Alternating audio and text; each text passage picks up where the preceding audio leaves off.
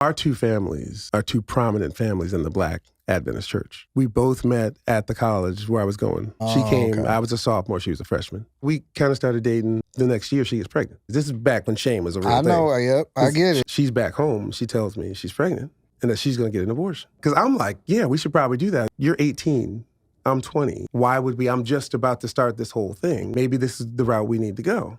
And she agrees. I'm like, oh, dodged a bullet. I'm going out to sign my deal in California. When I leave there and get back to Huntsville, that's when she called me and said, actually, I didn't have the abortion. So now I'm like, I got to tell my mom. My mother, who played the piano and was singing in the choir every week, in the Seventh-day Adventist Church, if your kid has a baby out of wedlock, you no longer can hold any church office. You can't sing up in front. You can't do it. You are held responsible for whatever the kids do. I honored my mother, and I tried to do the right thing with a woman that I hadn't even known a year yet.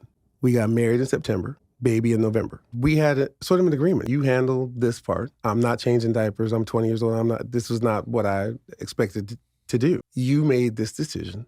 You're going to handle that, and I'm going to handle this. Yeah. When you make that bargain, you say, hey, you're going to take care of this. This is your responsibility. And they say, got it.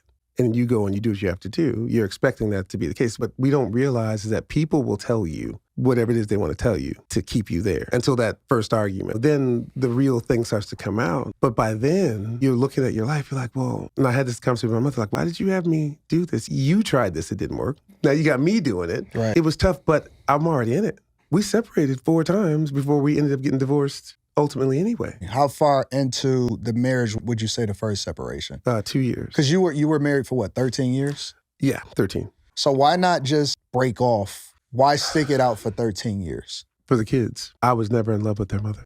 I wasn't. They weren't made from love to begin with. And I said this before, and people got so mad, this obligation that just because you lay with somebody now, it's sort of an 18-year sentence of some kind, or beyond that, because it's forever.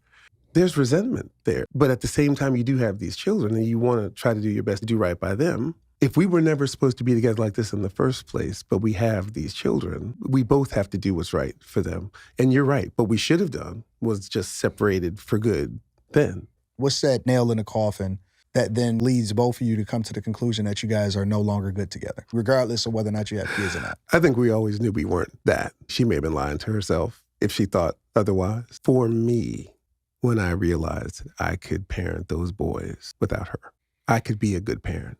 I could be there for them and I could give them what they needed from me without being married to their mother. Do you think that the kids were the thing that kept y'all together as long as you were? Absolutely.